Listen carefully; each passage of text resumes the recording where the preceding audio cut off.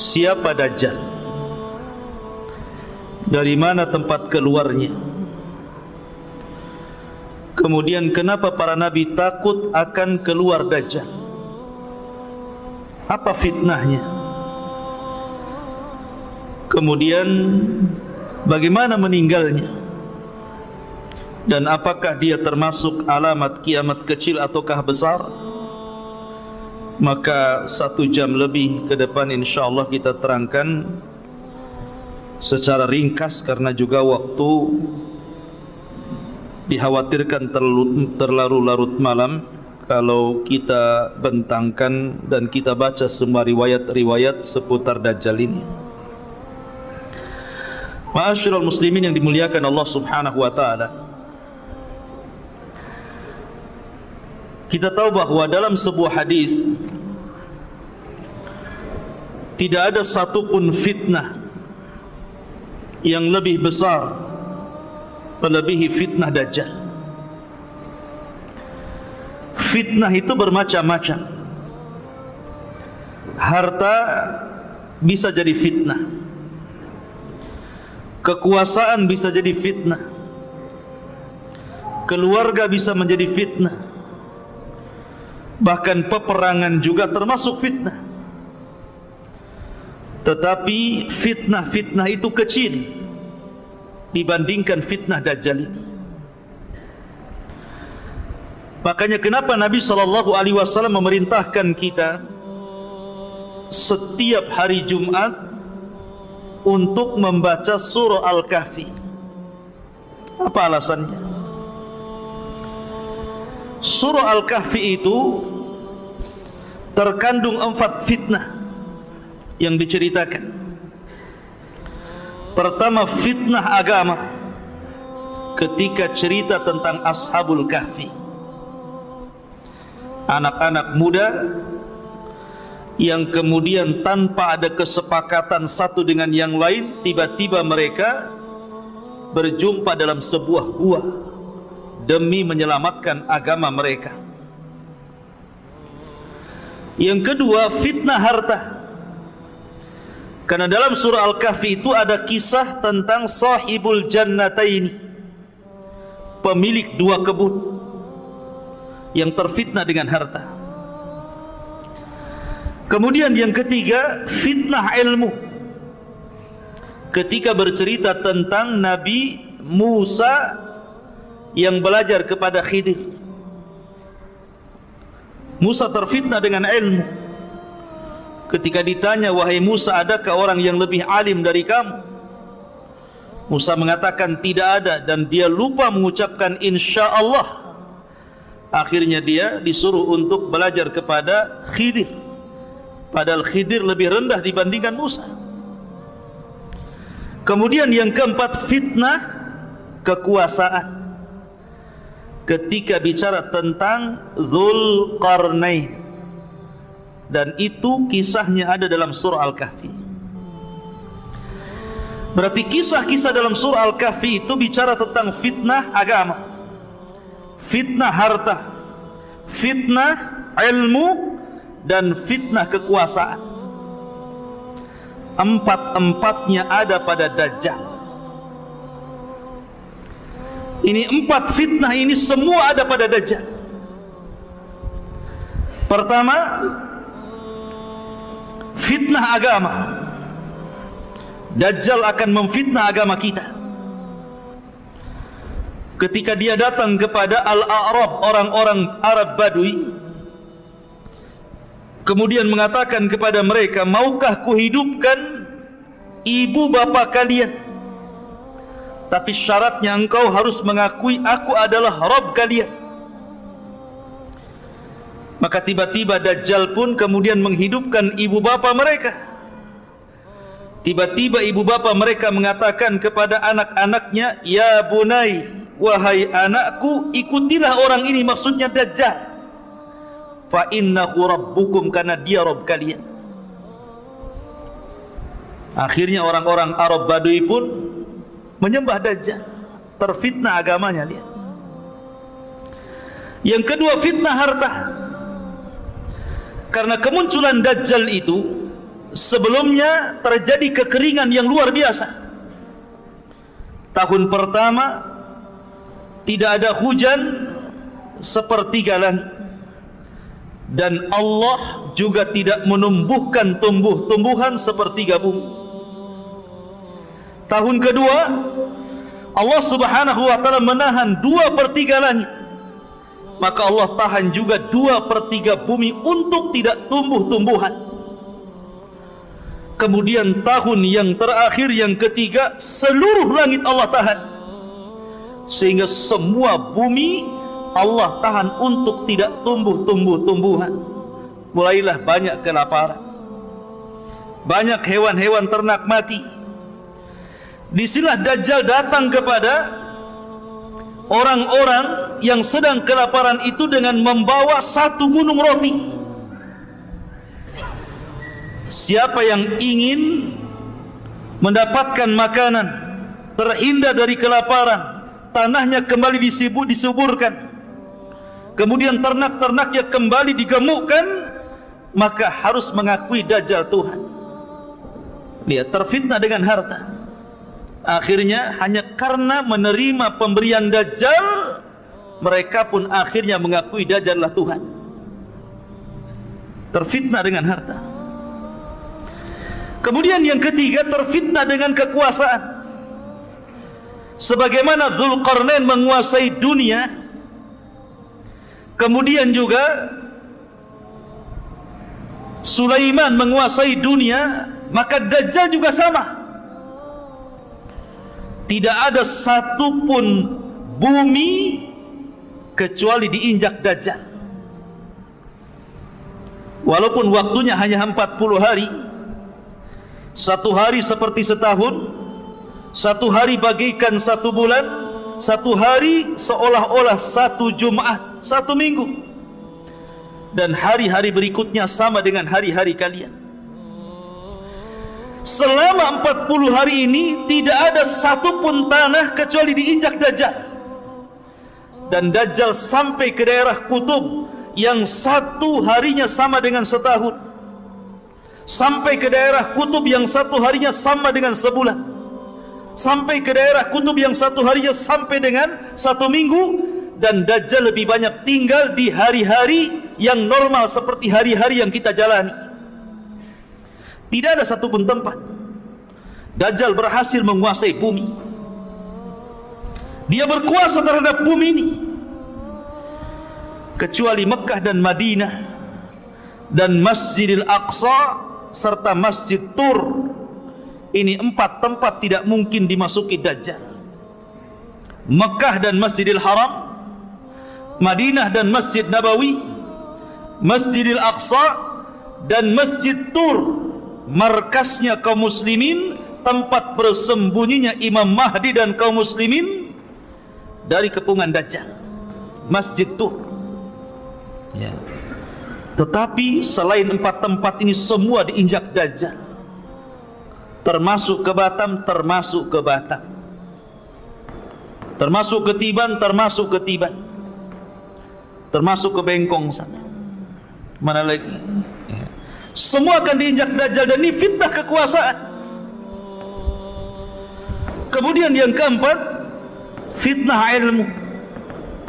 Karena kalau orang itu menghadapi Dajjal dan tidak punya ilmu, maka dipastikan dia akan menjadi pengikut Dajjal.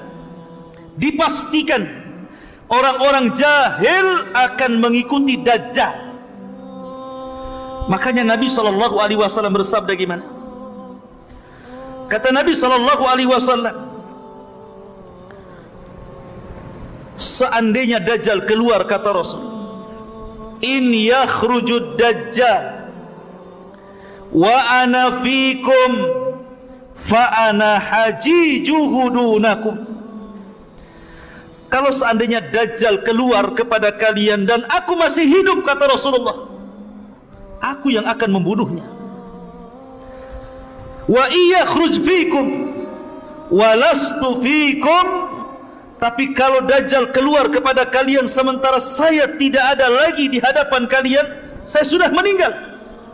Fakullu mri'in hajiju nafsihi, maka setiap jiwa harus menghadapi Dajjal masing-masing, dan tidak ada perlindungan kecuali perlindungan Allah. Karena tidak ada yang bisa mengalahkan Dajjal kecuali seorang nabi. Ada perang lagi di sini. Perang. Jadi di sini Dajjal oleh Nabi SAW diancam, kalau Dajjal itu keluar sementara aku hidup, aku yang akan membunuhnya, aku yang akan menghadapinya. Dari sini kata para ulama, tidak ada yang bisa menghadapi Dajjal kecuali memiliki dua perkara. Satu, iman. Yang kedua, ilmu. Iman dan ilmu harus ada. Makanya Nabi SAW mengatakan, kalau Dajjal hidup, aku yang akan menghadapinya kalau sama-sama hidup di zamanku. Karena tidak ada yang kuat imannya, tidak ada yang kuat ilmunya melebihi Rasul SAW. Makanya terkadang heran, terkadang kalau kita bicara Dajjal, banyak juga yang komentar macam-macam. Imam Mahdi pasti keluar, tahun sekian pasti Dajjal keluar. Pertanyaannya, sudah disiapkan gak imannya? Sudah disiapkan gak ilmunya? Jangan-jangan Dajjal keluar, anda pula orang yang pertama kali berada di belakang Dajjal. Dajjal itu bukan seperti Fir'aun. Dajjal itu bukan seperti Namrud. Fir'aun ngaku Tuhan, ngaku Tuhan. Namrud ngaku Tuhan. Bukhtun Nasr ngaku Tuhan. Dzunwas ngaku Tuhan. Tapi empat raja ini walaupun ngaku Tuhan, tidak punya kesaktian. Mereka berani memaksa orang untuk menuhankan hanya karena kekuasaan dan kekuatan pasukan. Kalau tidak mengakui saya Tuhan, ku bunuh, itu saja. Tapi tidak punya keanehan. Tidak seperti Dajjal, Allah berikan keanehan. Walaupun sama-sama tidak memiliki rububiyah Allah Azza wa Jal, tapi Allah mengizinkan kepada Dajjal seolah-olah memiliki keanehan-keanehan dari rububiyah Allah Subhanahu wa ta'ala. Dan Allah menghendaki seperti itu karena sebuah hikmah yang Allah kehendaki. Dari situlah para nabi takut dengan fitnah Dajjal ini. Bahkan tidak ada satupun nabi yang menginginkan Dajjal itu keluar pada kaum mereka masing-masing. Tidak ada yang mau para nabi itu. Jangan sampai Dajjal hidup di zaman Nabi Nuh, kata Nuh. Jangan sampai Dajjal keluar di zaman Nabi Musa, kata Musa. Semua para nabi takut kalau Dajjal itu muncul di zaman mereka. Dari situlah maka Nabi SAW bersabda dalam sebuah hadis, kata Nabi SAW, "Ma min nabiyyin illa hadzara qaumahu min fitnatil masihid dajjal." Tidak ada satupun nabi sejak zaman Nuh alaihi salatu wassalam sampai Nabi SAW kecuali semua memperingatkan umatnya akan bahaya Dajjal. Para nabi takut, kalau boleh Dajjal itu jangan muncul pada kaum mereka, karena itu akan membahayakan akidah umat-umat mereka. Karena digambarkan oleh Nabi SAW setelah meninggalnya Rasulullah, kemudian umat ini semakin jauh. Kata Nabi SAW dalam hadis Anas bin Malik radhiyallahu an, "Walladzi nafsi biyadihi, demi zat yang jiwaku berada di tangannya, la ya'ti zamanun illa walladzi ba'dahu syarru minhu." Tidak ada sebuah zaman yang datang kecuali setelahnya pasti lebih buruk daripada sebelumnya. Dan ketika umat semakin buruk, ketika umat jauh daripada Al-Quran, umat jauh daripada sunnah Rasulullah, kemudian umat sudah tidak menyebut-nyebut Dajjal lagi. Kata Nabi SAW, la yakhrujud Dajjal hatta yadhhaban nas an dhikrihi wa hatta tatrukal a'immatu dhikrahu alal manabir. Tidak mungkin Dajjal muncul, Dajjal keluar, kecuali ketika manusia sudah mulai melupakan siapa Dajjal. Ketika para ulama sudah mulai tidak membicarakan Dajjal di mimbar-mimbar mereka. Kata Nabi SAW, la yakhrujud Dajjal. Tidak mungkin Dajjal keluar sampai betul-betul dilupakan manusia. Orang sudah tidak kenal Dajjal, tidak pernah diceritakan, tidak pernah didongengkan bagaimana bahayanya, bagaimana cara menghadapinya. Orang sudah tidak kenal. Karena Dajjal itu tidak keluar kecuali ala khiffatin minad dini wa qillatin minal ilmi. Dajjal tidak mungkin keluar kecuali ketika manusia mulai meremehkan agama dan mulai meremehkan ilmu. Orang kalau sudah tidak peduli dengan agama, orang kalau sudah tidak peduli lagi dengan ilmu, jarang hadir di majelis ilmu, kemudian berangan-angan Dajjal pasti keluar. Kalau pendapat saya harus keluar di tahun 2024 nih. Seolah-olah dia bisa menghadapi Dajjal. Di majelis ilmu saja jarang hadir, ngaji pakai YouTube, Syekh Google, Syekh YouTube. Ya. Kalau anda ingin menghadapi Dajjal, hadir di majelis ilmu. Bukan hanya semangat saja, Imam Mahdi pasti keluar, Dajjal akan muncul, kita akan hadapi, kita perangi Dajjal. Wah, kayak iya saja dia. Emang siapa anda kan itu? Ngaji saja tidak pernah, hadir di majelis ilmu juga tidak pernah. Menguatkan ilmu itu bukan hanya cerita Dajjal, hadir di majelis Dajjal saja. Anda harus kuatkan bab tauhid, Anda harus kuatkan bab akidah, Anda harus kuatkan bab manhaj, bab fiqih, semua harus dipelajari. Ilmu itu kan bukan ilmu akhir zaman saja ya. Tapi ilmu itu mencakup seluruh agama. Baru kuat ilmunya, baru bisa menghadapi Dajjal. Tapi saya sudah tahu ciri-cirinya Ustaz. Iya, tahu ciri-cirinya. Pas ketemu, jangan-jangan anda pula yang pertama menuhankan Dajjal. Karena ada orang diceritakan dia merasa mampu melawan Dajjal, dicarinya Dajjal. Pas ketemu kelepek-kelepek dia ikut Dajjal ya. Makanya Nabi SAW mengatakan, kalau anda berjumpa dengan Dajjal, kemudian Dajjal mulai memperlihatkan keanehannya, membawa air yang sangat putih yang memancar dari bumi, kemudian membawa api yang menyala-nyala. Kata Nabi SAW, ini karena kasih sayangnya Rasul kepada kita loh ya. Pejamkan mata. Kita disuruh memejamkan mata, kemudian masuklah ke dalam api yang hakikatnya itu dia air. Sebab kalau seandainya kita tidak memejamkan mata, kemudian mata kita melek, tentu kita akan termengaruh, justru masuk ke dalam air yang hakikatnya itu adalah api, dan kita akan masuk ke dalam neraka. Lihat bagaimana Nabi SAW sayang dengan kita, suruh memejamkan mata ya. Ma'asyiral muslimin yang dimuliakan Allah Subhanahu wa ta'ala.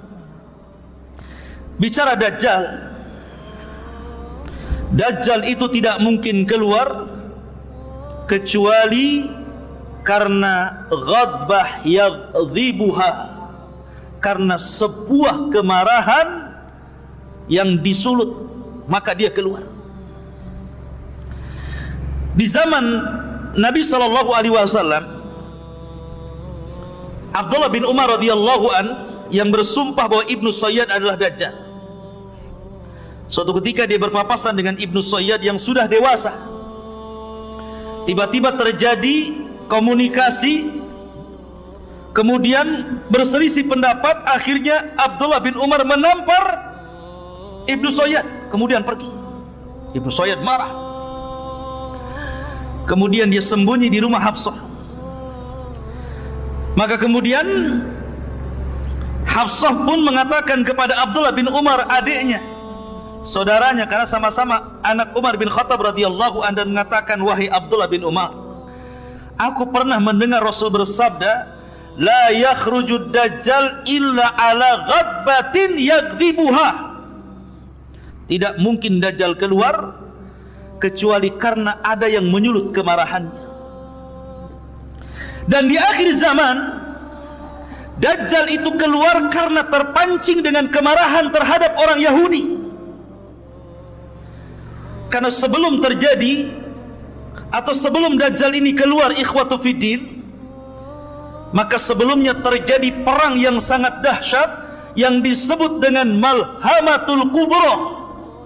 Perang yang luar biasa antara pasukan kaum muslimin melawan orang-orang Nasrani yang disebut dengan Malhamatul Kubra. Kenapa Malhamah? Kenapa Kubra?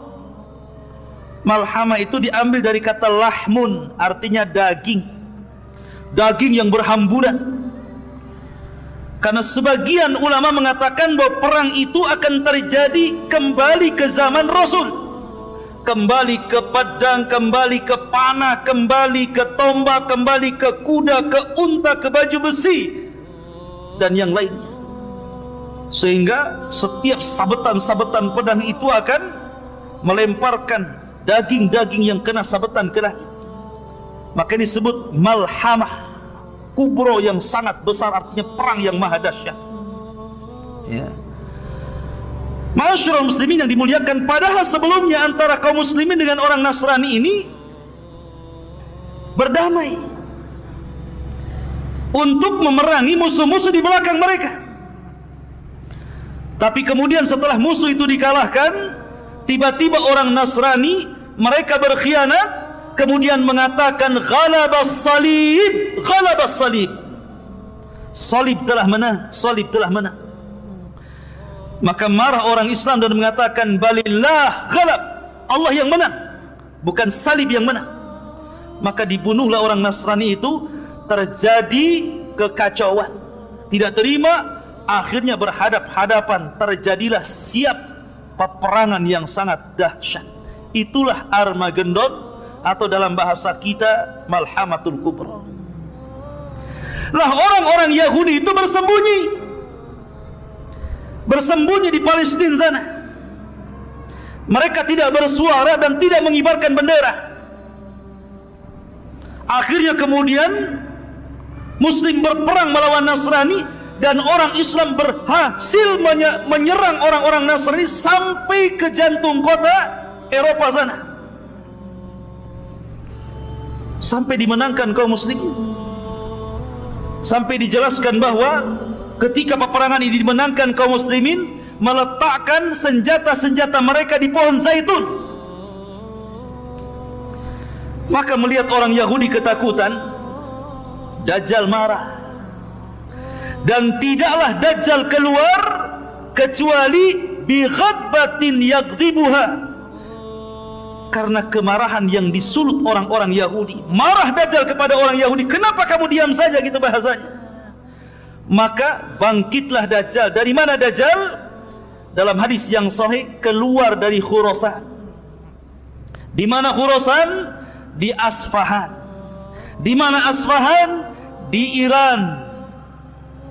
Di situ sudah ditunggu di kampung Yahudi 70.000 pasukan orang-orang Yahudi Asfahan, lengkap dengan atribut Yahudi di kepalanya. Alaihim toyalis, kata Rasulullah. Maka Dajjal pun keluar antara Irak dan Syam. Mulai dia membuat fitnah. Syekh Utsaimin rahimahullahu ta'ala menyebutkan dalam kitab Syarhul Mumti, Dajjal ini awal keluarnya tidak langsung aku Tuhan. Dia pura-pura jadi orang baik, pura-pura jadi ahli ibadah, pura-pura ngaku Muslim, supaya bisa mendekati orang-orang. Lama-lama ngaku Nabi. Maka orang-orang pun kemudian menjauhi Dajjal ini, karena orang-orang Islam Mereka sangat yakin tidak ada nabi, la nabiyya ba'di, tidak ada nabi sepeninggal Rasul sallallahu alaihi wasallam. Ketika tidak laku ngaku nabi, maka Dajjal mulai mengaku Tuhan. Ketika dia mulai mengaku Tuhan, itulah mulai nampak ciri-ciri fisik Dajjal yang disabdakan Nabi sallallahu alaihi wasallam. Apa ciri fisiknya? Mulailah Dajjal nampak ciri fisiknya, rajulun, seorang laki-laki, syab, anak muda, ahmar, kulitnya kemerah-merahan, qasir, orangnya pendek, gemuk, kemudian afhaj, kakinya bengkok, ja'dur ra'si, rambutnya keriting, ajlal jabhah, kemudian dahinya lebar, aridatun nahri, bidang dadanya, mamsuhul ainil yumna, sebagian matanya buta sebelah, dan yang melihat seperti buah anggur yang menonjol ke depan, sangat aib, nampak tidak baik, tidak memiliki muka yang buruk Dajjal itu. Kemudian di antara kedua matanya tertulis kafara, yaqra'uha katib au ghaira katib, qari au ghaira qari, bisa dibaca oleh orang yang bisa nulis ataupun tidak bisa menulis, oleh orang yang bisa baca ataupun yang tidak bisa baca, akan tertera kafir di sini. Bukan non muslim ya, kafir. Kemudian setelah itu Dajjal tidak mungkin punya keturunan, akim la yulad. Dan Dajjal memiliki kendaraan khimar yang sangat besar. Yang khimar ini bisa berkeliling dunia seperti hujan yang dihempas angin, sehingga mudah untuk kesana dan kemari. Dan diikuti 70.000 area Yahudi Asfahan. Lihat ikhwan, kira-kira tampang yang seperti ini ganteng apa jelek itu? Tampang yang seperti ini gagah atau tidak gagah? Tidak gagah. Jalannya saja bengkok kakinya. Tapi bukan berarti kalau ada orang yang bengkok kakinya, awas Dajjal. Ya. Kemudian matanya cuma satu. Kemudian kriwel. Kemudian tertulis kafir dan nggak bisa dihapus. Ya. Ma'asyiral muslimin yang dimuliakan, lihat, bentuk Dajjal itu jelek. Bentuk Dajjal itu jelek. Tetapi masalahnya bukan itu. Karena Allah Subhanahu wa taala sudah memberikan keanehan-keanehan kepada Dajjal. Dia mampu melakukan apa-apa yang tidak bisa dilakukan manusia. Manusia biasa, tukang sihir sekalipun tidak bisa. Karena dia pakarnya di atas tukang-tukang sihir. Ya. Dia rajanya tukang sihir. Bagaimana tidak bisa ikhwatu fiddin, dunia ngikut Dajjal, bukan Dajjal ngikut dunia. Kata Dajjal, hei bumi, keluarkan pembendaharaanmu. Langsung keluar emas, keluar perak, keluar jamrud, keluar perhiasan macam-macam. Ya. Kalau Dajjal mengatakan kepada langit, hujan kamu, maka langit hujan. Kalau dia mengatakan kepadamu, tumbuh kamu, tumbuh. Mau buah apa? Mangga, duren, pisang, apa? Sebutkan. Gimana orang-orang tidak terpikat dengan Dajjal? Walaupun jelek kayak gitu, ya orang-orang tertariklah dengan Dajjal. Maaf ya, apalagi ibu-ibu, itu suka kali sama Dajjal itu. Ya. Kenapa coba yang banyak nanti di akhir zaman para pengikut Dajjal itu ibu-ibu? Karena kesenangan ibu-ibu itu berbeda dengan kesenangan bapak-bapak. Bapak-bapak itu senangnya cuma satu, perempuan. Makanya kalau dia gabung di grup cerita poligami saja. Tapi kalau ibu-ibu grupnya itu isinya gambar tas, gambar baju, gambar gelang, ya kan Bu ya? Jarang cerita, bilang cerita bapak poligami, jarang. Marah yang ada. Ya. Artinya kesenangan ibu-ibu itu kepada harta lebih, makanya terfitnah dengan harta. Apapun yang dimau ibu-ibu sama Dajjal, mau apa? Mau tas? Merek apa? Semua dikasih. Sehingga karena kejahilannya, karena ta'assubnya, karena mengikuti hawa nafsu dan perasaannya, sehingga para wanita akan lebih banyak menjadi pengikut Dajjal dibandingkan laki-laki.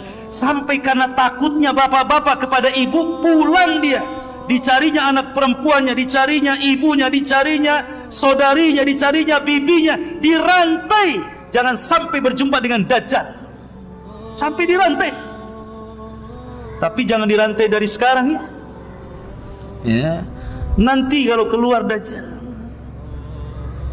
Ma'asyiral muslimin yang dimuliakan Allah Azza wa Jalla. Tapi di sini ikhwatu fiddin, dengan melihat fisik Dajjal yang jelek itu, Dajjal ini mengaku Tuhan dan diberikan keanehan yang luar biasa. Anehnya, dia tidak bisa menghapus kafir di dahinya. Dia bisa mengatakan kepada langit, hujan kamu, hujan. Bumi tumbuh, tumbuh. Keluar kamu pendaraan bumi, keluar. Setiap datang ke sebuah desa, kalau mereka mau beriman kepada Dajjal, disuburkan, ternaknya digemukkan, kemudian makannya dicukupkan, semua kaya. Tapi dia tidak sanggup menghapus kalimat kafir. Dia tidak bisa menyembuhkan matanya. Dia tidak bisa menyembuhkan kedua kakinya yang bengkok. Dia tidak bisa merubah fisiknya supaya menjadi ganteng, supaya menjadi cantik. Tidak bisa. Kenapa coba? Untuk menunjukkan bahwa tidak ada yang sempurna kecuali Allah. Untuk menunjukkan bahwa tidak ada yang paling sempurna kecuali Allah. Dan itu menunjukkan akan keagungan dan kebesaran Allah Subhanahu wa ta'ala. Sehebat apapun makhluk, sesakti apapun makhluk, seluar biasa apapun makhluk, tidak bisa menandingi kekuasaan Allah, kemuliaan Allah, keagungan Allah. Maka siapa yang ingin mengagungkan Allah, lihat kekurangan makhluk. Lihat kekurangan makhluk. Kalau anda ingin mengagungkan Allah, lihat kekurangan makhluk. Baik makhluk itu orang baik, ataukah makhluk itu orang jahat. Saya contohkan, Nabi SAW baik atau jahat? Baik. Tapi Nabi SAW ketika perang Uhud, gigi gerhamnya pecah, berdarah. Kemudian serpihan helm perangnya nancap di pipinya dalam, sampai yang mencabut sahabat dengan giginya rompong. Ada bekas lukanya Rasulullah.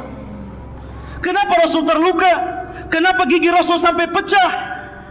Untuk menunjukkan bahwa sekalipun dia Nabi, sekalipun dia Rasul, sekalipun diberikan mukjizat, tetap saja ada kekurangannya di situ. Karena tidak ada yang sempurna kecuali Allah Subhanahu wa ta'ala. Makanya Dajjal itu sangat jelek. Sesakti apapun tidak bisa menghapus kafir di dahinya. Tidak bisa meluruskan kakinya yang bengkok. Tidak bisa kemudian mengobati matanya, untuk menunjukkan bahwa dia adalah makhluk dan di sana ada Khaliq Subhanahu wa ta'ala. Ma'asyiral muslimin yang dimuliakan Allah Subhanahu wa ta'ala, Imam Nawawi rahimahullahu ta'ala ketika menjelaskan kalimat kafara di dalam dahi di dalam jidatnya Dajjal itu kafara gitu ya. Apa kata beliau? Sesungguhnya itu alamat dhahir yang tidak bisa dihapus. Sengaja Allah Subhanahu wa ta'ala tampakkan itu, di mana seorang muslim akan sanggup membaca apa yang ada di jidat Dajjal itu. Baik dia bisa menulis atau tidak, baik dia bisa membaca atau tidak. Tapi orang-orang munafik, orang-orang ahli maksiat, apalagi orang-orang kafir, seolah-olah mereka tidak diperlihatkan kalimat kafir. Lihat, dari sini ikhwatu fiddin, bahwa hidayah itu milik Allah subhanahu wa ta'ala. Sudah jelas-jelas ada kafirnya, dia tidak mau mengkafirkan Dajjal, malah jadi pengikutnya. Itu tanda-tanda yang sudah jelas loh. Jelas-jelas saya ini kafir, kenapa kamu ikut orang kafir gitu.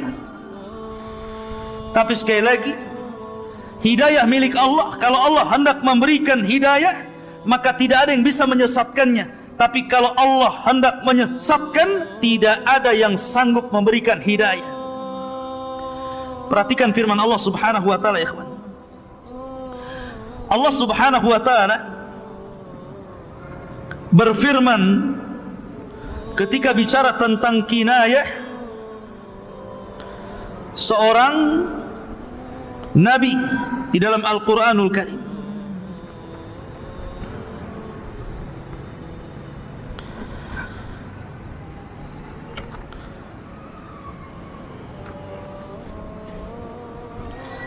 Allah subhanahu wa ta'ala menjelaskan tentang bahwa hidayah itu milik Allah subhanahu wa ta'ala. Innaka la tahdi man ahbabta walakinallaha yahdi man yasha. Sesungguhnya ya Muhammad, engkau tidak akan mampu memberikan hidayah kepada orang yang kau cintai, karena hidayah itu hanya milik Allah subhanahu wa ta'ala. Allah yang kasih kepada siapa yang dikehendaki. Dari sini maka, karena hidayah itu milik Allah, maka mintalah perlindungan kepada Allah.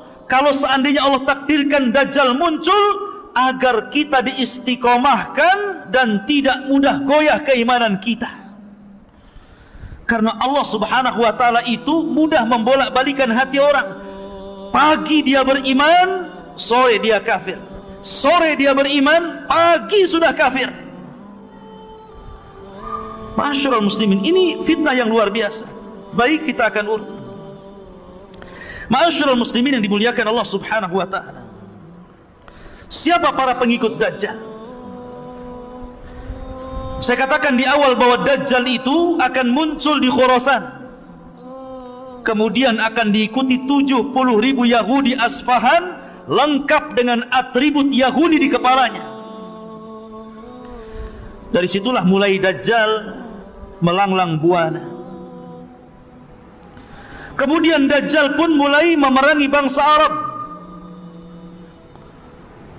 Kemudian banyak orang-orang Arab akhirnya ikut Dajjal, orang-orang Arab yang jahil. Banyak yang ikut Dajjal. Kemudian nyasar ke orang-orang Turk.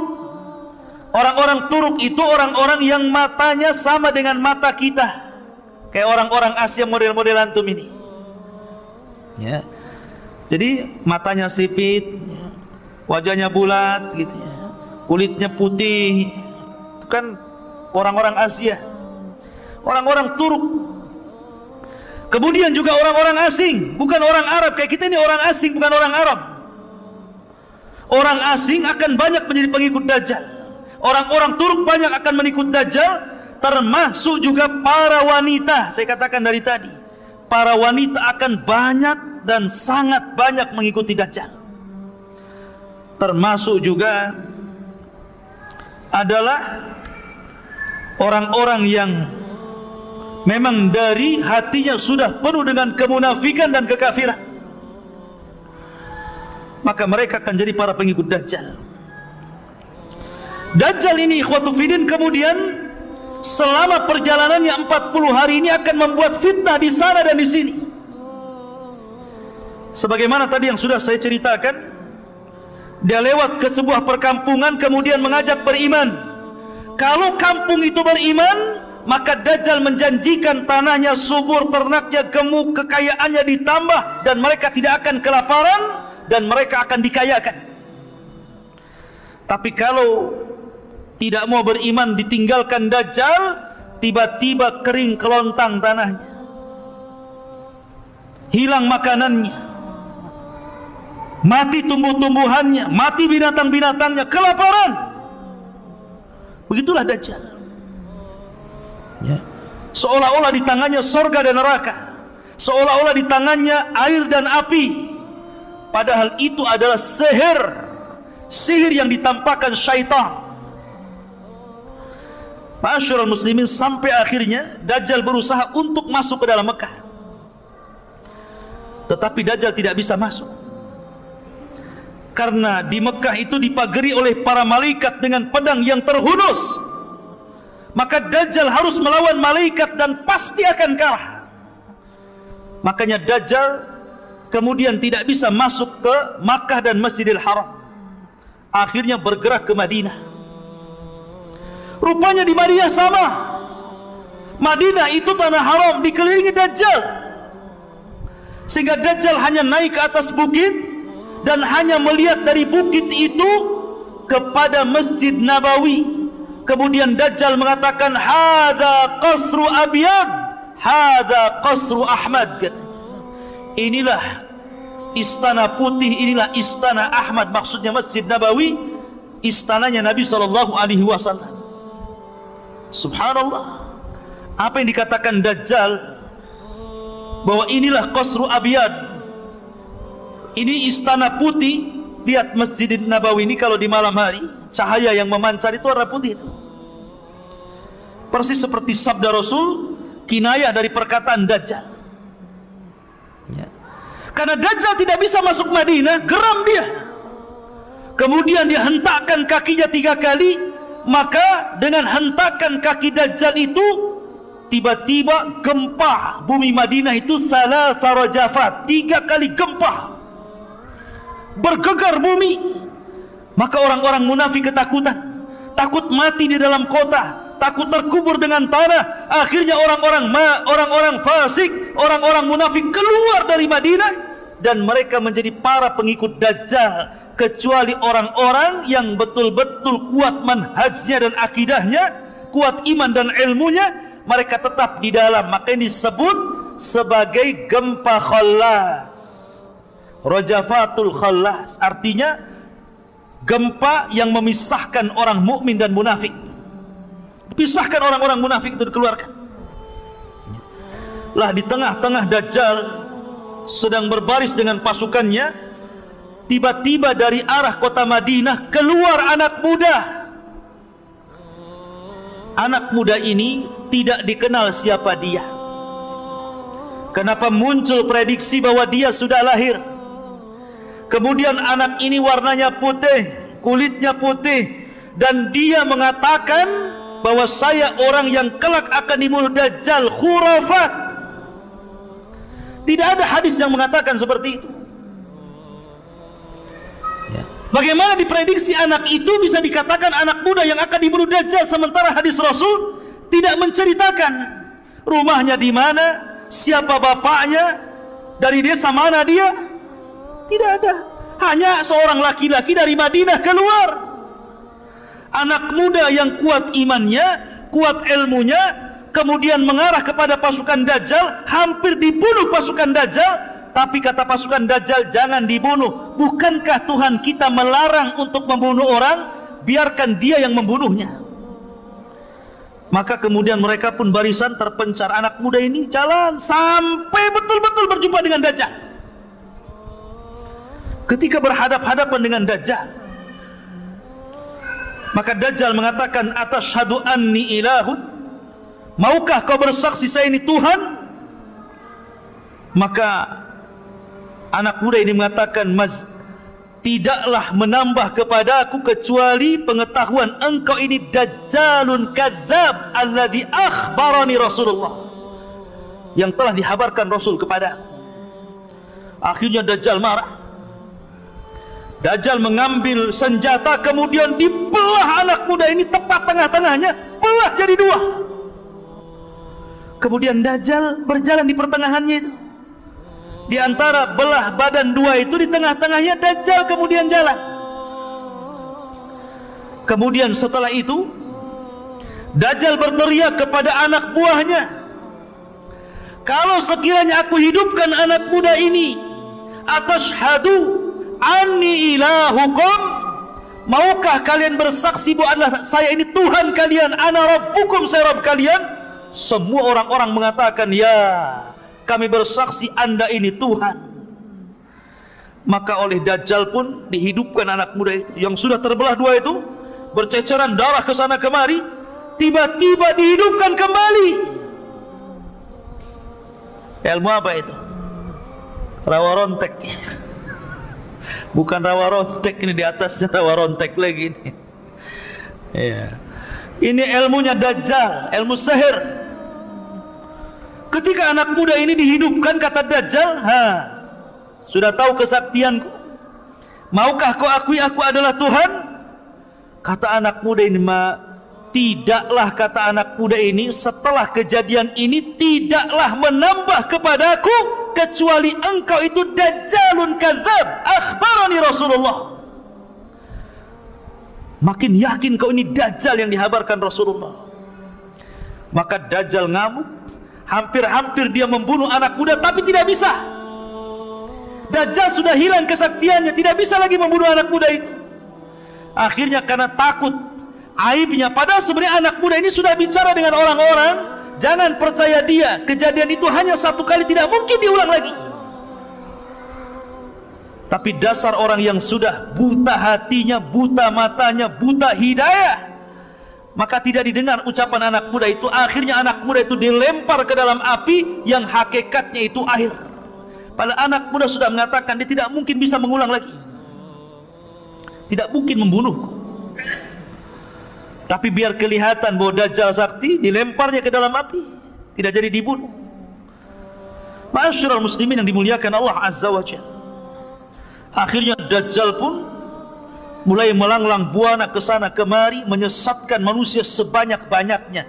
Dan inilah fitnah yang paling besar. Nabi SAW bersabda, Allahumma la taj'al musibatana fi dinina. Ya Allah, jangan kau jadikan musibahku menimpa kepada agamaku. Dan Dajjal ini fitnahnya soal agama, betul-betul disesatkan kita ini, dirubah agama kita ini. Makanya kenapa wajar kalau para nabi itu sangat memperingatkan umatnya tentang bahaya Dajjal. Nuh mengatakan kepada umatnya, hati-hati Dajjal, hati-hati dengan Dajjal. Nabi Syuaib mengatakan kepada umatnya, hati-hati dengan Dajjal. Nabi Saleh, Nabi Lut, Nabi Ibrahim, Nabi Musa, Nabi Isa, seluruh para nabi mengatakan kepada umatnya, hati-hati dengan fitnah Dajjal. Termasuk Rasulullah, termasuk Rasulullah. Nabi SAW sangat ketakutan, sehingga Rasul mengatakan kepada para sahabatnya, mundu khalaqallahu Adam ila qiyamis saati a'zam fitnah min fitnatil masih Dajjal. Sejak Allah ciptakan Adam sampai kiamat dibangkitkan, tidak ada fitnah yang lebih besar melebihi fitnah Dajjal, kata Rasulullah. Akhirnya sahabat ketakutanlah, karena Rasul mengatakan seperti itu. Apalagi Rasul itu kalau cerita Dajjal terus saja bercerita, kadang di mimbar Jumat, kadang di khutbah-khutbahnya, kadang ketika menasihati dalam peperangan, kadang ketika ngobrol, selalu bercerita Dajjal. Gimana sahabat gak takut?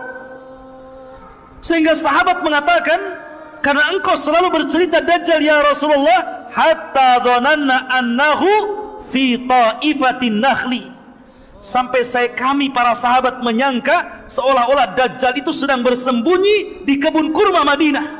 Saking takutnya para sahabat, jangan-jangan Dajjal itu sudah ada di kebun kurma Madinah, karena Rasul selalu bercerita tentang Dajjal. Dan begitulah caranya para nabi untuk menghindarkan kemunculan Dajjal, dengan cara berbicara banyak tentang Dajjal. Karena Dajjal tidak mungkin keluar kecuali kalau orang sudah berhenti menyebut-nyebut tentang Dajjal. Maka ceritakan Dajjal kepada anak-anak Anda, ceritakan kepada anak-anak kita tentang bahaya Dajjal. Nah, Dajjal ini begini-begini. Sudahlah cerita-cerita dua anak botak itu nggak usah diceritakan. Tidak perlu cerita tentang kura-kura ini itu, tidak perlu. Dari sekarang ceritakan tentang Dajjal, ceritakan tentang Ya'juj dan Ma'juj, ceritakan tentang turunnya Isa, ceritakan tentang Rasulullah, para sahabat. gantilah sekarang cerita-cerita di rumah itu. Karena Dajjal tidak mungkin keluar, bahkan akan gagal keluar di tahun 2022 kalau Anda terus cerita Dajjal. Ya, memang kan begitu hadisnya. Ya. Supaya enggak keluar tahun 2022 apa? Perbanyak cerita Dajjal. Ceritakan Dajjal di mana-mana. Enggak keluar itu. Karena Rasul yang mengatakan, la yakhrujud Dajjal hatta yadhhaban nas an dzikrihi wa tatrukal a'immatu dzikrahu 'alal manabir. Tidak mungkin Dajjal keluar sampai manusia berhenti menyebutnya. Para dai, para duat berhenti menyebut di mimbar-mimbarnya. Ketika manusia sudah lalai, Dajjal keluar. Tapi kalau antum terus menyebutkan soal Dajjal, maka Dajjal tidak mungkin keluar dalam waktu dekat.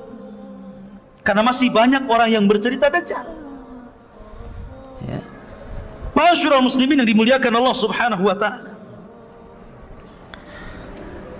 Dajjal ini sudah ada. Dan sudah ada di sebuah tempat. Tempatnya di mana Allahu a'lam. Sekali lagi, kalau sudah dikatakan tempat Allahu a'lam, jangan diprediksi. Karena Nabi SAW ketika ditanya soal tempat, apakah di laut Syam? Oh tidak, di laut Yaman. Apakah di laut Syam? Oh tidak, di laut Yaman. Kata Rasul, oh tidak, bal min kibalil masyriq ma huwa min kibalil masyriq ma huwa min kibalil masyriq, kata Rasulullah. Oh bukan laut Syam, bukan laut Yaman, tapi sebelah timur, sebelah timur, sebelah timur, tanpa menyebut di mana pulaunya. Pokoknya sebelah timur. Karena hadis yang ada, hadis yang sahih, sekali lagi, Dajjal akan keluar pertama kali di mana? Di negeri yang banyak orang Syiahnya, Iran, Khurasan, dan akan terbunuh di negeri yang banyak Yahudinya, Babil Lud, dekat Baitul Maqdis, bertepatan dengan Israel. Ya. Ma'asyiral muslimin yang dimuliakan Allah Azza wa Jalla. Ada hadis yang sangat bagus kalau cerita tentang Dajjal. Hadis Tamim Ibn Aus Ad-Dari. Tamim Ibn Aus Ad-Dari ini, ikhwatu fiddin, adalah seorang sahabat. Dulunya Nasrani, kemudian masuk Islam. Tamim Ad-Dari ini ahli ibadah, termasuk ahli ibadah Palestina. Bahkan terkadang satu malam dia sholat hanya membaca satu ayat diulang-ulang sampai subuh, dan dia menangis. Dialah yang menerangi masjid Rasulullah. Dia pula yang membuatkan mimbar Rasul sallallahu alaihi wasallam. Tamim Ibn Aus Ad-Dari, orang yang sangat dihormati Umar ibn Khattab karena punya karamah yang zahirah, yang nampak. Jadi ada kisah demikian. Kenapa Umar sangat menghargai Tamim Ibn Aus Ad-Dari ini? Jadi ketika Abu Bakar memerangi Musailamah Al-Kadzab, si Nabi KW, Nabi palsu, maka terjadilah peperangan di Yamamah. Banyak orang-orang yang hafal Quran meninggal dunia, dan Musailamah berhasil dibunuh oleh Wahsy, budaknya Hindun. Kemudian orang-orang yang selamat dari orang-orang kafir bersembunyi. Salah satunya saudara Musailamah, namanya Harmalah Hanafi. Masih ada saudara dengan Musailamah Al-Kadzab, bersembunyi dia. Ketika Abu Bakar meninggal dunia, khalifah kemudian naik Umar ibn Khattab radhiyallahu anhu. Datang Harmalah kepada Umar ingin masuk Islam. Kemudian dia mengatakan, ya Umar, inni taib qabla an taqdira alayya. Ya Umar, saya bertobat kepada Allah. Saya ingin masuk Islam sebelum kau tangkap aku. Takut kalau sebelum ditangkap dia tidak bertobat, bisa dipenggal tuh. Maka dia mengatakan, saya tobat sebelum kau tangkap aku, katanya. Kata Umar ibn Khattab, kalau engkau ingin bertobat, ingin belajar agama, pergi sana ke Palestina. Di sana ada Sayyidul Muslimin, pemimpinnya orang Muslim, Tamim Ibn Aus Ad-Dari, ada di sana. Dan ingat, Tamim bin Aus Ad-Dari ini punya kebiasaan suka memukul orang di samping kanan dan di samping kiri, bukan dipukul keras-keras, tidak. Ya, ditepak gitu saja, tepak. Kemudian ditarik tangannya, ayo makan di rumah. Selalu seperti itu. Siapapun yang duduk di samping kiri Tamim ibn Aus Ad-Dari, dia kebagian makan di rumahnya. Itu kebiasaannya, ngajak makan. Cobalah antum buat kayak gitu, biar saya bisa duduk di samping antum. Ya kan? Jadi kebiasaan Tamim ngajak makan, masya Allah. Ya, baiknya Tamim ibn Aus Ad-Dari ini. Jadi suatu ketika terjadi kebakaran hebat di Hurrah, satu tempat, api membumbung di mana-mana, kebakaran hebat. Datanglah Umar ibn Khattab kepada Tamim ibn Aus Ad-Dari dan mengatakan, ya Tamim, engkau harus menyelesaikan kebakaran itu. Ya. Akhirnya kata Tamim, ma'ana ya Amirul Mu'minin, siapa saya wahai Amirul Mu'minin harus menyelesaikan kebakaran? Ya. Kata Umar ibn Khattab, sudah, kau harus menyelesaikannya. Berangkatlah Umar ibn Khattab, Harmalah dan Tamim ibn Aus Ad-Dari. Sampai di tempat kebakaran, maka dia berdoa kepada Allah Azza wa Jal, kemudian dikebaskan tangannya, padam semua apinya. Karamah, ikhwan. Karamah namanya. Ya. Kalau antum sampai 100 gini tetap ini nggak akan mati. Ya. Kecuali bawa mobil damkar, baru mati. Ya. Ini karamah Tamim bin Aus Ad-Dari. Ya. Lah, hebatnya di antara keutamaan Tamim bin Aus Ad-Dari ini, tidak ada sepanjang sejarah Rasul mengambil cerita dari sahabat kemudian diceritakan kembali ke sahabat, kecuali ceritanya Tamim ibn Aus Ad-Dari tentang Dajjal. Karena ceritanya Tamim persis seperti cerita Dajjal yang selalu Rasul ceritakan kepada para sahabatnya. Makanya Rasul SAW mengambil cerita Tamim kemudian diceritakan kepada para sahabatnya. Dan tidak pernah ada cerita sahabat diambil Rasulullah. Biasanya Rasul yang bercerita diambil sahabat. Ini cerita sahabat diambil Rasulullah, disampaikan kepada sahabat yang lainnya. Dan itu salah satu keutamaan Tamim bin Aus Ad-Dari. Suatu ketika, hadis ini dikeluarkan Imam Muslim dari hadis Fatimah ibn Qais. Kata Fatimah ibn Qais, aku mendengar ada seorang yang menyuruhkan as-salatul jami'ah. Kalau ada seruan as-salatul jami'ah, berarti ada sesuatu yang penting yang harus hadir di masjid. Makanya dalam salat kusuf, gerhana itu disunnahkan kalimat bukan azan, tapi menyebut as-salatu jami'ah kalau ngundang orang. Jadi kalau terjadi gerhana, antum ke masjid, ambil mic, as-salatul jami'ah, biar orang-orang datang, bukan azan. Ya. Maka orang-orang pun kemudian datang. Setelah itu kemudian Nabi SAW sholat.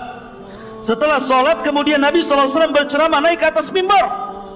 Kata Nabi SAW, inni wallah ma jama'tukum li raghbatin wala li rahbatin. Kata Rasulullah, aku tidak mengumpulkan kalian karena ada perkara yang menyenangkan atau ada perkara yang menakutkan, walakinni jama'tukum, tetapi sengaja aku kumpulkan kalian, li'anna Tamim ibn Aus Ad-Dari kana rajulan nasraniyan faja'a fabaya'a wa aslama wa haddatsani haditsan wafaqa alladzi kuntu uhadditsukum anil masihid dajjal. Akan tetapi kata Rasul, sengaja aku kumpulkan kalian. Ada seseorang namanya Tamim bin Aus Ad-Dari baru saja datang, berbaiat kepadaku, masuk Islam kepada agamaku. Dia menceritakan sebuah cerita persis seperti yang aku ceritakan kepada kalian tentang Dajjal. Mulailah Nabi SAW bercerita tentang ceritanya Tamim ibn Aus Ad-Dari. Jadi Tamim dan 30 awak ini hendak melakukan perjalanan perniagaan, mau dagang. Rupanya di tengah lautan datang ombak sangat besar, menggulung kapalnya. Dipermainkan ombak sehingga kapalnya akhirnya terhempas sedikit demi sedikit, entah berentah ada di pulau mana.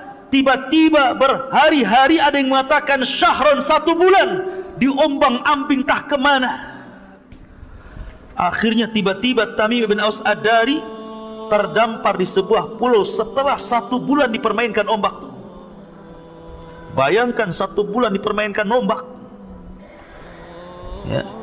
Bahkan mereka sudah membuang semua isi perahu biar enteng, biar tidak berat, sehingga mereka mengalami kebangkrutan. Ma'asyiral muslimin, setelah itu sampailah di sebuah jazirah, sebuah pulau apa yang jelas bukan Pulau Socotra. Wallahu a'lam. Entah berantah, pokoknya pulau, selesai. Hadisnya bilang pulau-pulau, ya. Kemudian setelah itu mereka dikejutkan dengan binatang yang tidak jelas mana kubul mana dubur, berbulu dari atas sampai ke bawah. Kemudian tiba-tiba mereka ketakutan dan mengatakan, wailaki man anti, celaka siapa kamu, aneh kali bentukmu, penuh dengan bulu, mana dubur mana kubul nggak jelas, mana laki-laki mana perempuannya nggak jelas gitu. Yang jelas bukan LGBT, ya. Pokoknya binatang yang berbulu, penuh dengan bulu. Wailaki man anti, celaka kamu siapa kamu. Tiba-tiba binatang itu bisa bicara, lo bayangkan. Ana jassasa, katanya, saya jassasa. Luar biasa ya, Pan. Kalau antum nemui makhluk di hutan tiba-tiba bisa bicara, tak lari ke birit-biritan, ya. Karena ini ketakutan Tamim bin Aus Ad-Dari ini. Bertanya lagi, man jassasa, siapa jassasa? Jassasa diambil dari jasus, artinya mata-mata dajjal. Tetapi jassasa ini tidak mau banyak berdialog dengan Tamim dan 30 awaknya. Dia hanya mengatakan, intaliqu, pergilah kalian, intaliqu, pergilah kalian, ila hadar rajul alladhi fid dairi, fa inna ila khabarikum bil ashwaq. Apa kata binatang ini? Sudah kalian pergi saja ke sana. Di sana ada tempat ibadah, dair, tempat ibadah yang sudah lama, sudah ditinggalkan penghuninya. Di situ ada laki-laki yang sudah lama merindukan kalian. Loh, kaget dia, kenal pun tidak, tiba-tiba dibilang merindukan kedatangan kalian. Akhirnya karena ketakutan dan penasaran, masuk juga ke dalam hutan. Rupanya ada tempat ibadah besar kayak masjid gini, tempat ibadah umat Islami. Kalau dair itu tempat ibadah Nasrani, gereja lah gitu, dalam hutan. Tiba-tiba ada orang yang sangat besar dan dirantai kaki dan tangannya dan tengkuknya. Kemudian setelah berjumpa, mulailah kemudian di sini terjadi dialog. Orang ini mengatakan, Tamim ibn Aus Ad-Dari dan orang-orang yang di bawahnya, wailaki man anti, wailaki man anti, celaka kamu siapa kamu. Qala qad qadartum ala khabari, sungguh kalian sebentar lagi akan tahu siapa aku, katanya. Jawabannya enak, siapa kamu? Sebentar lagi kamu akan tahu siapa aku, katanya. Menakutkan jawabannya. Mulailah dia bertanya tentang, pertama, nakhlun bil baisan, kebun kurma yang ada di Palestina. Semua ini pertanyaan soal Palestina. Kebun kurma di Baisan, kemudian danau Tiberias, kemudian mata air Zughar. Ini ditanyakan, apakah kebun kurmanya masih berbuah? Apakah danaunya masih berair? Apakah mata airnya masih penuh dengan air dan dipakai pertanian? Maka kata Tamim ibn Aus Ad-Dari, kurmanya masih banyak dan itu kurma terbaik di Arab. Airnya masih penuh, mata airnya masih lancar. Kata Dajjal, sebentar lagi kurmanya akan habis, tidak akan ada panen lagi. Sebentar lagi danaunya akan kering dan tidak ada air lagi. Sebentar lagi mata air itu tidak mungkin memancarkan lagi dan orang akan terjadi kekeringan. Kemudian kata Dajjal, setelah beliau menanyakan 3 perkara, kemudian mulai bertanya tentang kemunculan Rasul sallallahu alaihi wasallam. Kata orang ini, dia mengatakan, akhbiruni an nabiyyin ummiyin, ceritakan tentang seorang nabi yang diutus kepada orang yang ummi itu. Hal dhahar, apakah sudah tampak? Maka kata Tamim bin Aus Ad-Dariyah, dia sudah tampak. Dia seorang nabi yang asalnya Mekah, kemudian hijrah ke Yathrib. Kata Dajjal, gimana perbuatan kaumnya, apakah memerangi atau tidak? Ya, memeranginya. Terus bagaimana menurut kalian tentang orang-orang yang ada di Yathrib, apakah ikut memeranginya? Tidak, mereka adalah orang-orang yang baik, yang mengikuti dan taat kepada Nabi tersebut. Kata Dajjal, sungguh mereka benar. Sungguh mereka benar. Maka Dajjal mengatakan kepada Tamim dan para pengikutnya, ikutilah Nabi itu, fa innahu alal haq, dia di atas kebenaran. Dajjal nyuruh ngikuti Nabi, ya. Fa innahu alal haq, dia di atas kebenaran. Maka akhirnya Dajjal mengatakan, sebentar lagi aku sudah akan diizinkan Allah untuk keluar, dan tidak ada satupun tapak di bumi ini melainkan aku injak kecuali Mekah dan Madinah dan Thayyibah. Madinah disebut Thayyibah, kata Dajjal. Kemudian Dajjal mengatakan, aku tidak bisa masuk ke 2 tempat tersebut karena ada malaikat yang menjaganya. Ketika Tamim menceritakan sampai di situ, Rasul mengambil tongkat, kemudian memukul-mukul dan mengatakan, hadihi Thayyibah, hadihi Thayyibah, inilah Madinah, inilah Madinah. Dengan bangganya, Dajjal tidak akan masuk di situ. Kemudian Nabi SAW mengatakan, sungguh aku sangat takjub dengan cerita Tamim. Sesungguhnya ceritanya sama dengan apa yang aku ceritakan kepada kalian. Dan sesungguhnya Dajjal itu innahu min bahri Syam, innahu min bahril Yaman. Oh, Dajjal itu ada di laut Syam. Oh bukan, ada di laut Yaman.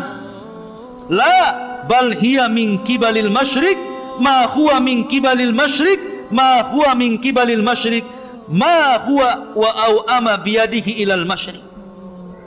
Oh bukan, bukan laut Yaman, bukan laut Syam, tapi Dajjal itu sebelah timur. Dajjal itu sebelah timur. Dajjal itu sebelah timur. Dan dia mengisyaratkan dengan tangannya sebelah timur.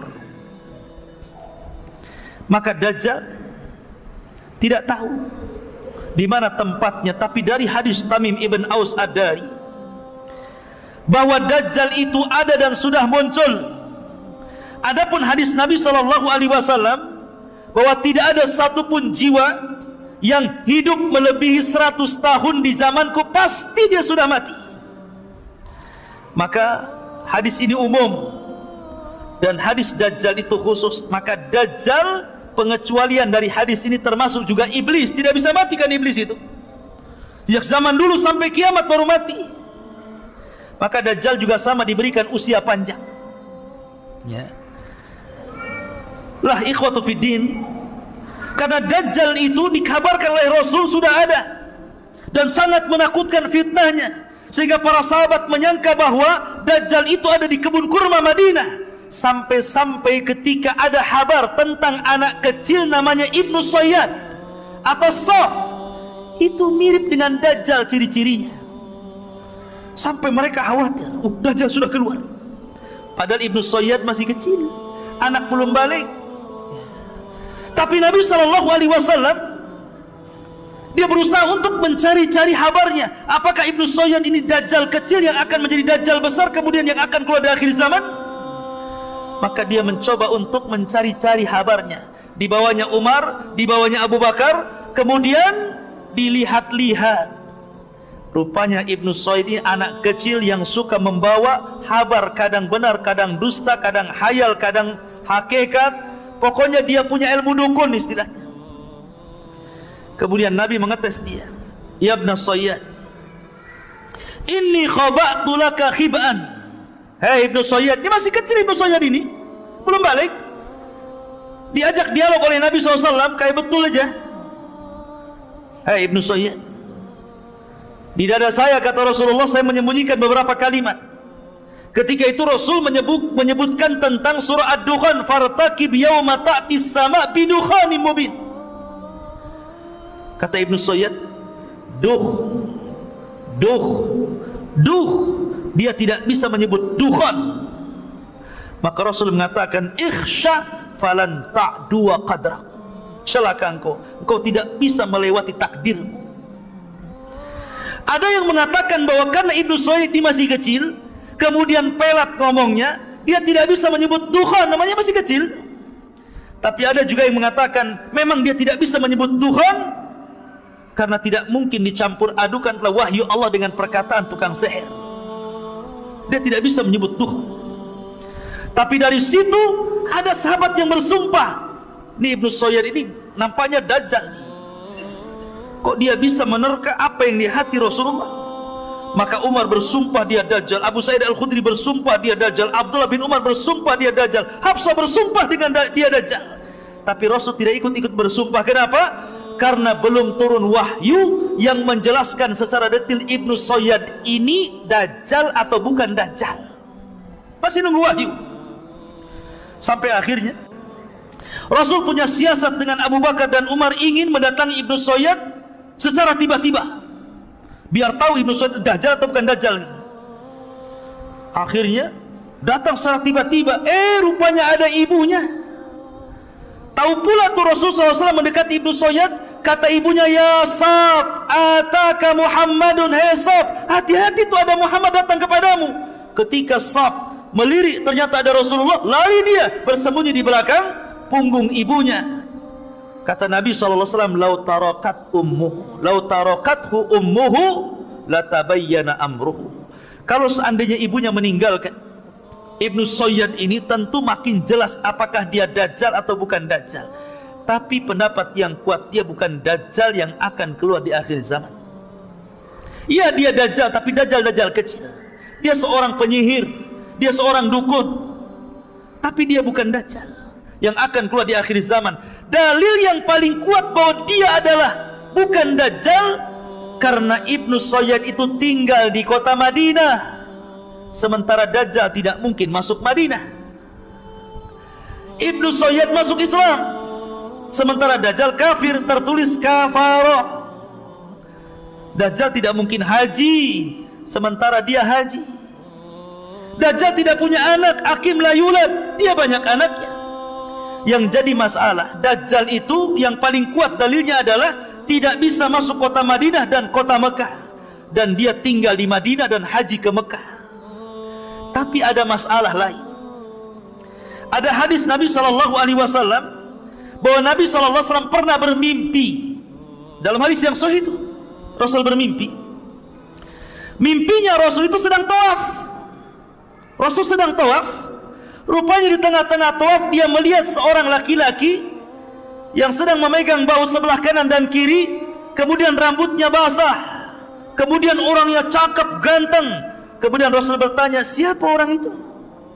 Maka orang-orang menyebutnya, dialah Al-Masih Ibnu Maryam.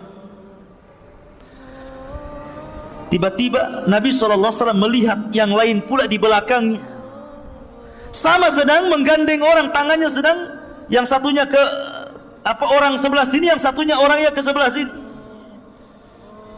Orangnya keriting, matanya buta sebelah, kemudian kakinya bengkok, berjalan tidak lurus. Kata Rasulullah, siapa di belakang Ibnu Maryam itu? Maka kemudian orang-orang mengatakan, dialah Dajjal. Bagaimana mungkin Rasul bermimpi Dajjal sedang ada di tengah-tengah Ka'bah, di Masjidil Haram? Bukankah dia tidak akan masuk Madinah, sementara mimpi para nabi itu hak, tidak mungkin dusta? Ini yang jadi iskal. Maka dijawab oleh para ulama tentang hadis ini, karena hadis ini sahih. Maka para ulama mengatakan dan menjawab tentang hadis ini bahwa tidak semua mimpi para nabi itu dibawa kepada hakikat dohirnya. Tidak semua mimpi para nabi dibawa kepada hakikat dohirnya. Buktinya ketika dia bermimpi, Umar bin bermimpi bahwa dia pakai pakaian beberapa lapis, kemudian sampai diseret bajunya, kemudian dia nanya kepada Rasul tentang mimpi tersebut, maka Rasul menakwilkan itu soal agama. Kemudian Rasul SAW bermimpi bahwa dia mengeluarkan air dari tangannya. Kemudian para sahabat banyak yang minum. Kemudian sisa air itu oleh Rasul dibawa kepada Umar, kemudian minumlah wahai Umar. Maka hadis ini ditakwilkan bahwa Umar itu memiliki ilmu yang lebih dibandingkan orang lain. Pertama ditakwilkan agama, yang pertama ditakwilkan ilmu. Jadi terkadang mimpi itu tidak harus dibawa kepada hakikatnya, walaupun itu mimpi Nabi, karena akan bertentangan. Boleh jadi takwilnya maknanya bahwa Isa bin Maryam inilah yang kelak akan membunuh Dajjal, karena sama-sama Al-Masih kan. Al-Masih Isa bin Maryam, Al-Masih Dajjal. Kalau Al-Masih ibni Maryam, Al-Masih itu memiliki makna fa'ilun. Kalau Al-Masih Dajjal memiliki makna al-maf'ulu. Itu perbedaannya. Kalau dalam bahasa Arab Al-Masih Isa, Al-Masih memiliki makna al-fa'il, dan Al-Masih Dajjal memiliki makna al-maf'ul. Apa maknanya? Kalau Al-Masih Isa bin Maryam diartikan memiliki makna fa'il, pelaku, karena Isa itu kalau ada orang buta diusapnya sembuh tuh. Setiap dia mengusap orang buta sembuh, dia yang mengusap atas izin Allah sembuh. Tetapi Dajjal itu Al-Masih memiliki makna al-maf'ul, yang dihapus, karena matanya dihapus oleh Allah Azza wa Jalla sehingga buta sebelah. Ada juga yang mengatakan Al-Masih di sini artinya karena Dajjal itu berkeliling dunia selama 40 hari. Tidak ada satupun bumi kecuali diinjaknya. Tapi pendapat yang kuat disebutkan Al-Masih Dajjal dan Al-Masih Isa bin Maryam. Kalau Masih Isa bin Maryam Al-Masih Al-Huda, dan Al-Masih Ad-Dajjal itu Al-Masihud Dhalalah. Ma'asyiral muslimin yang dimuliakan Allah Azza wa Jalla. Lalu bagaimana caranya kita, sebelum saya bercerita tentang masalah Isa bin Maryam, bagaimana cara membunuh Dajjal? Ada beberapa hal yang ingin saya sampaikan kepada antum terkait dengan bagaimana caranya kita ini terhindar dari fitnah Dajjal. Pertama, tadi saya sudah sebutkan, perbanyak menyebut Dajjal di mimbar-mimbar. Jangan bosan hadir di kajian tentang akhir zaman ya, kajian akhir zaman, seperti bercerita tentang Dajjal, tapi tentu sesuai dengan hadis dan Al-Quran dan pemahaman para ulama yang sahih, bukan dengan prediksi, karena ini perkara gaib ya. Sibukkan dengan, nggak apa-apa ngaji di akhir zaman. Banyak ustaz-ustaz kita yang lurus akidahnya menceritakan tentang akhir zaman. Pelajari tentang Dajjal, pelajari tentang turunnya Isa, pelajari tentang Ya'juj dan Ma'juj gitu kan. Karena selama masih ada yang menyebutkan Dajjal di mimbar-mimbar, maka Dajjal tidak mungkin keluar. Dan jangan bermimpi hidup ketika Dajjal muncul, ikhwan. Jangan bermimpi, jangan bercita-cita ingin hidup ketika Dajjal keluar. Biar saya hidup dengan Imam Mahdi, saya akan lawan Dajjal. Nanti ketemu Dajjal, kelepek-kelepek Anda, jadi pengikutnya paling depan lagi ya. Yang kedua, perbanyak isti'adzah. Makanya Imam Ibnu Hazm rahimahullah ta'ala dalam kitabnya Al-Muhalla sampai mengatakan termasuk rukun daripada rukun-rukun salat membaca 4 perlindungan sebelum salam. Berlindung dari fitnah jahannam, berlindung dari fitnah kubur, berlindung dari fitnah buruknya kehidupan dan kematian, berlindung dari fitnah Dajjal. Kata Imam Ibnu Hazm, membaca 4 perlindungan ini rukun dari rukun-rukun salat. Kalau tidak dibaca tidak sah salatnya. Tapi ini pendapat dohiri, pendapat Ibnu Hazm, pendapat yang benar tidak sampai rukun, hanya sunnah saja, ya kan? Mustahab, kalaupun tidak dibaca sah solatnya. Tapi menunjukkan bahwa sampai Al-Zahiri, yang dalam hal ini Al-Imam Ibnu Hazm sampai mengatakan saking pentingnya berlindung dengan Dajjal sampai berpendapat rukun dibaca sebelum salam, kalau tidak sah solatnya. Sampai seperti itu, saking bahayanya Dajjal itu. Maka jangan pernah lewatkan, walaupun pendapat yang benar tidak rukun. Kemudian yang ketiga, membaca permulaan 10 ayat surah Al-Kahfi atau membaca 10 ayat akhir surah Al-Kahfi. Kalau bisa dua-duanya, baca 10 awal, baca 10 akhir, lebih bagus lagi baca semua. Baca semua. Karena tadi saya sudah katakan, kenapa surat ini sangat luar biasa untuk membentengi Anda untuk menghadapi fitnah Dajjal. Karena Dajjal membawa 4 fitnah: fitnah agama, fitnah harta, fitnah kekuasaan, fitnah dengan ilmu. Dan dalam ayat surah Al-Kahfi ada cerita tentang 4 fitnah itu. Cerita Ashabul Kahfi, cerita Dzulqarnain, cerita Musa dengan Khadir, dan cerita tentang Ashabul Jannataini.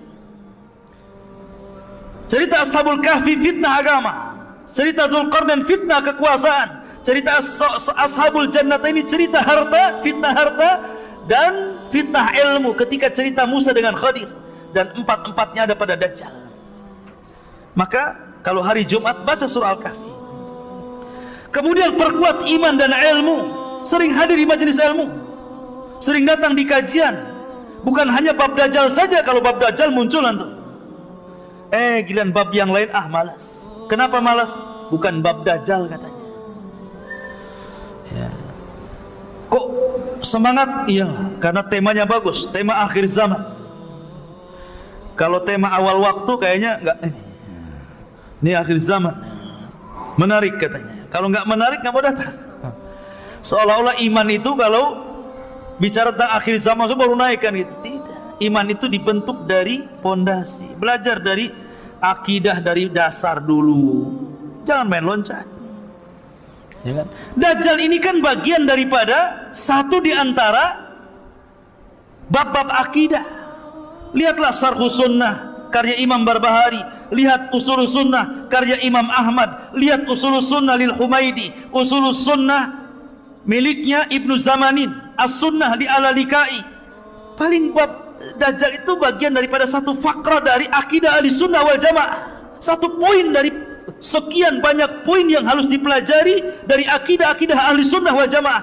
Bagaimana mungkin mempelajari satu poin Anda akan kuat akidahnya, sementara akidah Ahlussunnah itu banyak. Makanya belajar, ya. Mulai dari kecil sampai besar, ambil ta'silnya, ya.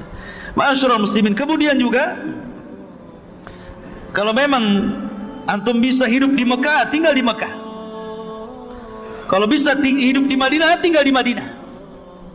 Kalau bisa, ya. Ustadz, kalau di Serambinya gimana Ustadz?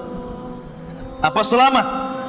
Wah, kalau di Serambi ya tetap kenalan. Ya. Di mana Serambi Mekah itu? Di Aceh. Aceh, masuk Dajjal ke Aceh. Ya. Karena baru Serambinya ya. Jadi kemudian juga tinggalkan maksiat dan perbuatan dosa. Lah dari sini ikhwatu fiddin, karena Dajjal ini salah satu tanda dari tanda-tanda kiamat besar. Dan kalau kita cerita kiamat, maka kiamat itu dimutlakkan kepada 3 perkara: kematian, kemudian hancurnya alam semesta, dan kebangkitan. Kalau disebut kiamat, maka itu terdapat kepada 3 perkara ini. Jangan hanya takut kepada kiamat yang kedua. Masih sibuk cerita tentang kiamat yang kedua. Sebentar lagi Imam Mahdi keluar, sebentar lagi Dajjal akan keluar. Kita siap-siap. Dia lupa di sana ada kiamat. Sebelum kiamat itu namanya kiamat kematian. Karena kalau diitlakkan kalimat kiamat ada 3. Satu, kiamat kematian setiap manusia. Idza mata ahadukum qamat kiamatuhu. kalau meninggal salah seorang di antara kalian, tegak kiamatnya. Ini harus persiapan. Bagaimana caranya? Al-kayyisu man dana nafsa wa amila lima ba'dal maut. Orang yang cerdas menghadapi kematian itu orang yang selalu introspeksi dan mempersiapkan bekal untuk kematian. Yang kedua, kiamat, hancurnya alam semesta. Makanya dalam Al-Quran ada namanya suratul kiamah. Itu juga dimutlakkan kepada kiamat. Ini pun harus kita siap-siap, karena Al-Quran menyebutkan kiamat telah dekat. Tapi dekatnya seberapa, wallahu alam. Jangan memprediksi dengan sekian tahun. Yang jelas sudah dekat. Kapan? Wallahu alam.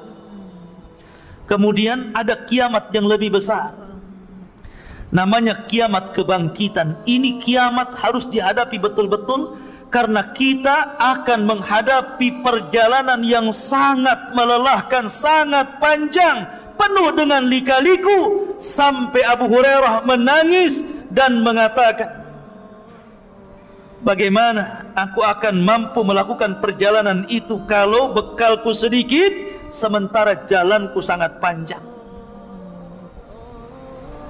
Itu harusnya, ya. Ma'asyiral muslimin yang dimuliakan Allah Azza wa Jalla. Taib, kembali ke awal, bahwa setelah Dajjal merusak ke sana kemari dan pasukan Imam Mahdi tidak sanggup mencegah pasukan Dajjal, akhirnya Imam Mahdi pun terpaksa bersembunyi di Bukit Tur. Bersembunyi karena mereka tidak sanggup melawan Dajjal, karena Dajjal tidak bisa dilawan. Makanya Umar bin Khattab ketika hendak membunuh Ibnu Sayyad yang disangka Dajjal, apa kata Rasulullah? Ketika Umar mengatakan, ya Rasul, da'ni adrib unuqa, Rasul, biarkan ku penggal tu lehernya si Ibnu Sayyad itu, katanya. Kata Rasul, jangan. In yakunhu fala tastati biqatli. Kalau memang dia betul-betul Dajjal, kau tidak akan bisa membunuhnya. Fa illam yakunhu fala hajata biqatli. Kalau dia bukan Dajjal, ngapain kau bunuh, katanya Rasul. Artinya bahwa kalau memang itu Dajjal, kata Rasul, tidak ada yang bisa membunuh kecuali Nabi Isa. Makanya karena ini sudah disabdakan Rasul dan sudah hafal kaum muslimin, makanya mereka pun tidak lanjut untuk melawan Dajjal, walaupun sebelumnya sudah mengalami peperangan yang melelahkan, mengalami kemenangan yang luar biasa, menghadapi pasukan kuat, pasukan besar, pasukan yang mayoritas di akhir zaman. Karena kaum muslimin akan minoritas, yang mayoritas itu orang-orang Nasrani nanti, ya. Tetapi ketika menghadapi Dajjal mereka tidak sanggup, makanya sembunyi di Bukit Tur. Sampai kepala kerbau itu lebih baik dibandingkan dinar. Karena punya uang buat apa? Dapat harta ghanimah, harta rampasan perang, emas di mana-mana, tapi yang jual makanan nggak ada, buat apa? Makanya dikatakan kepala kerbau lebih baik dibandingkan dinar. Mereka terkepung di situ. Sampai akhirnya kalau mereka tetap bertahan di situ, mereka akan mati kelaparan. Maka mereka bertekad, sudahlah, daripada kita dalam kondisi seperti ini tersiksa, nyerang tidak, nyerah pun tidak, sudah, kita harus hidup senang atau mati syahid. Maka Imam Mahdi setuju. Pasukan disiapkan. Di malam itu mereka istirahat dengan total, dengan nyenyak. Kemudian datang sepertiga malam mereka bangun. Ketika datang di waktu subuh, mereka pun melantunkan azan. Tiba-tiba Isa bin Maryam turun. Isa bin Maryam turun. Turun ke mana? Turun ke bumi. Ada yang mengatakan, ikhwatu fiddin, kenapa Isa bin Maryam ini turun? Satu alasannya, Isa bin Maryam, hikmah turunnya Isa bin Maryam ke bumi itu, pertama untuk membantah orang Yahudi yang mengatakan bahwa mereka sudah membunuh Isa. Apa kata orang Yahudi? Wa qauluhum inna qatalnal masih ibn Maryam. Rasulullah, Maka Allah katakan wa ma qataluhu wa ma sallabuhu walakin syubbiha lahu, sampai kepada ayat wa ma qataluhu yaqina bal rafa'ahu Allahu ila sama. Orang Yahudi mengatakan kami sudah membunuh Isa bin Maryam, Rasulullah. Maka Allah mengatakan mereka tidak membunuhnya, mereka tidak menyalib di tiang saliban, bahkan Isa diserupakan sampai kepada ayat dan mereka tidak yakin membunuhnya.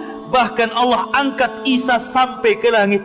Ketika dia turun, dia hendak membantah keyakinan orang Yahudi bahwa dia belum dibunuh Yahudi. Enak saja main dibunuh. Saya enggak, masih hidup. Siapa yang membunuh saya?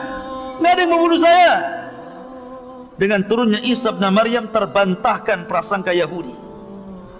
Yang kedua, turunnya Isa bin Maryam untuk menjelaskan kedustaan orang-orang Nasrani yang mengatakan dia anak Tuhan, yang mengatakan dia satu di antara tiga Tuhan, yang mengatakan dia adalah Tuhan itu sendiri. Nanti pada hari kiamat Allah akan memanggil Isa, ya Isa bin Maryam, a anta qulta linnasi ittakhiduni wa ummiya ilahaini min dunillah. Kata Allah, hai Isa, kau yang mengatakan kepada manusia, ambillah aku dan ibuku sesembahan selain daripada Allah. Kata Isa, subhanak, maha suci engkau ya Rabb, in kuntu qultu faqad alimta, kalau aku mengucapkannya kau sudah tahu. Makanya Isa turun untuk mendustakan prasangka orang-orang Nasrani yang selama ini menganggap Isa Tuhan.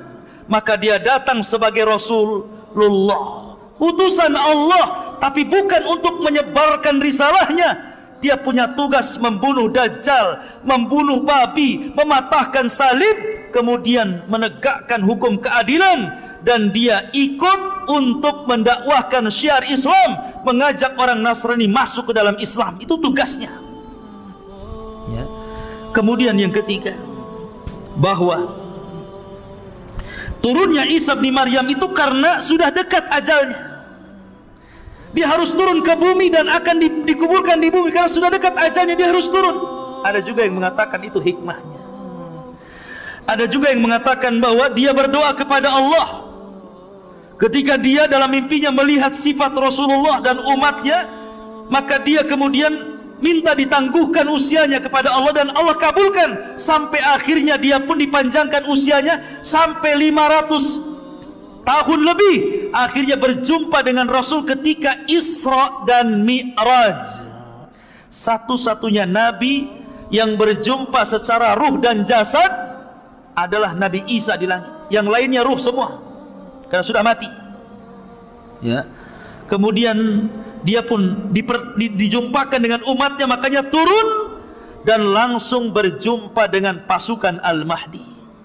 Ketika itu sudah azan, siap qomat. Tiba-tiba dari langit Isa turun, diapit dengan 2 malaikat, rambutnya basah. Kalau dia kemudian menenggak seperti ini, maka akan airnya itu seolah-olah air itu seperti permata, seperti jamrud ya, bercahaya. Kalau dia kemudian menonggak ke bawah begini, maka tetesan-tetesan air, dan ingat dia punya nafas sejauh mata memandang. Isa itu kalau bernapas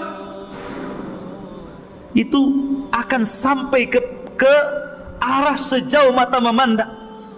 Kalau sekali tiup, ini anginnya melesat sampai sejauh mata memandang. Siapapun orang kafir yang menghirup nafasnya Isa pasti mati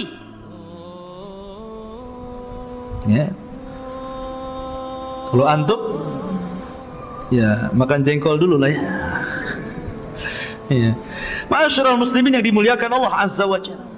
Maka Isa pun tuh di mana? Di menara, di sebuah menara yang berwarna putih di Damaskus sana, sebelah timur Damaskus. Menaranya sudah ada. Sampai sekarang sudah ada menara itu, persis seperti yang diwahyukan Rasul sallallahu alaihi wasallam. Yang diwahyukan Allah kepada Rasul sallallahu alaihi wasallam, yang disampaikan kepada kita. Menara itu ada hari ini. Anda tengok aja di Google. Ya. Ma'asyiral muslimin, lah ketika Isa bin Maryam turun, kemudian langsung menemui kaum muslimin yang sedang solat, yang akan solat subuh. Isa bin Maryam mengatakan kepada Imam Mahdi mengatakan kepada Isa, karena langsung kenal. Kenapa Imam Mahdi langsung kenal dia Isa? Karena sudah mendengar hadis-hadis tentang siapa Isa bin Maryam dan ciri-cirinya. Makanya dia mengatakan, taqaddam ya Ruhallah, silahkan maju, kau jadi imam. Tapi Isa mengatakan tidak, likulli qaumin umara, setiap kaum itu ada pemimpinnya, kau saja yang jadi imam. Kenapa alasannya Isa menolak? Isa malah kemudian menjadi makmum dan Imam Mahdi menjadi imam. Bukan berarti Imam Mahdi lebih mulia dibandingkan Isa. Tidak, Isa jauh lebih mulia dibandingkan Imam Mahdi. Dia seorang Rasul, dia seorang Nabi, dia Nabi yang paling masyhur dari Nabi-Nabi yang akhir dari Nabi-Nabi Bani Israel, ya. Tapi kenapa dia kemudian tidak mau jadi imam dan jadi makmum? Pertama, karena tidak diturunkan Al-Quran kepada Isa. Isa itu diturunkan Injil. Tidak mungkin imam pakai Injil, pakai Quran lah, ya kan? Ya. Yang kedua, Isa bin Maryam, kenapa dia tidak mau menjadi imam? Karena tadi takrimatallah ala hadhil ummah, untuk memuliakan umat ini, biar dia di belakang dan Imam Mahdi jadi imam. Setelah kemudian sholat subuh, sebuah pasukan berbaris. Ketika pasukan berbaris itulah maka Isa bin Maryam mengusap seluruh wajah-wajah tentara-tentara Al-Mahdi yang khulas, yang terakhir. Sisa itulah tentara-tentara yang ada, yang lainnya gugur dah.